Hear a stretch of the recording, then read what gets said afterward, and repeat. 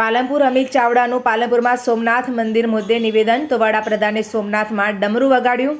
આશા હતી કે કમોસમી વરસાદથી પાયમાલ થયેલા ખેડૂતો માટે ડમરું વાગશે। સૌરાષ્ટ્રમાં 6 કરતાં વધુ ખેડૂતોના આત્મહત્યાના મુદ્દે મૌન ઉદ્યોગપતિઓના દેવા માફ થાય છે તો ખેડૂતોના કેમ નહીં? ડમરું વગાડ્યું ત્યારે ખેડૂતોની આશા હતી પણ એ ઠગારી નીવડી। અમિત ચાવડાનો આરોપ। ગુજરાતમાં કાયદો અને વ્યવસ્થાની સ્થિતિ કથળી, દારૂ અને ડ્રગ્સનું દૂષણ બેકાબૂ બન્યું। આશા હતી કે વડાપ્રધાન ડમરું વગાડશે અને દારૂ ડ્રગ્સ બંધ કરાવશે। ફરી ગુજરાત આવે ત્યારે ખેડૂતોના દેવા માફ થાય, દારૂ ડ્રગ્સનું દૂષણ બંધ થાય એવું ડમરું વગાડે। બેરોજગાર યુવાનોને રોજગાર મળે એવી માંગ। ત્યારે પ્રદેશ પ્રમુખ અમિત ચાવડા આજે થરાદ ખાતેના કાર્યક્રમમાં ભાગ લેશે। બનાસકાંઠા વાવ થરાદ જિલ્લામાં થરાદ ખાતે નાઈ સમાજ દ્વારા શૈક્ષણિક સંકુલ બનાવવામાં આવ્યું છે।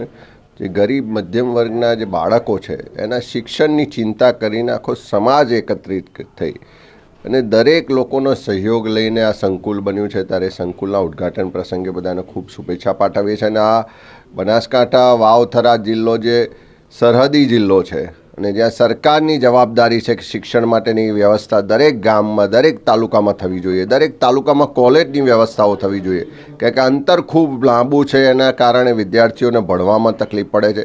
આ જિલ્લામાંથી કોમ્પિટિટિવ એક્ઝામ માટે ખૂબ મોટી સંખ્યામાં યુવાનો તૈયારી કરે, ત્યારે તાલુકે કોમ્પિટિટિવ એક્ઝામ માટેની તાલીમ માટેના એના માર્ગદર્શન માટેના કેન્દ્રો પણ શરૂ થવા જોઈએ। અને આજે નાઈ સમાજ દ્વારા ખૂબ સારી પહેલ કરીને એક શૈક્ષણિક સંકુલ બનાવવામાં આવ્યું છે। ત્યારે અમે બધા જ આજે અહીંયા આવી અને આનંદ સાથે એમને શુભેચ્છા પાઠવી છે। સાહેબ, સોમનાથ ઉત્સવ શરૂ થયો છે, શું કહેવું છે?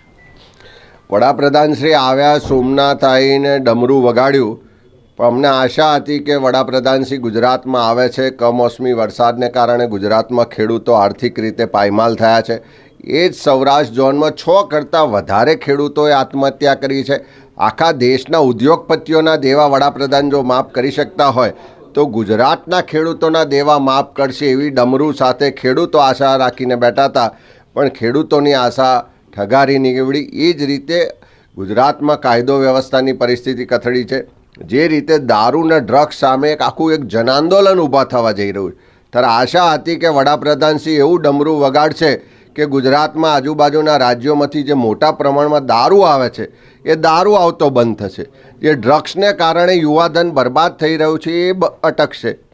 પણ એવો કોઈ સંદેશો વડાપ્રધાનશ્રી દ્વારા ન આપવામાં આવ્યો। ત્યારે હું આશા રાખું કે સોમનાથમાં જે રીતે ડમરું વગાડ્યું એ જ રીતે ફરીવાર આવે ત્યારે ગુજરાતના ખેડૂતોના દેવા માફ થાય, ગુજરાતમાં દારૂ અને ડ્રગ્સનો સંપૂર્ણ ખાત્મો થાય, ગુજરાતના યુવાનો જે ફિક્સ પગાર, કોન્ટ્રાક્ટના આઉટસોર્સિંગ પ્રથા બંધ કરવા માટે લડી રહ્યા છે એ યુવાનોને ન્યાય મળે, ત્યારે ખરા અર્થમાં આ ગુજરાતમાં ઉત્સવ મનાવાશે।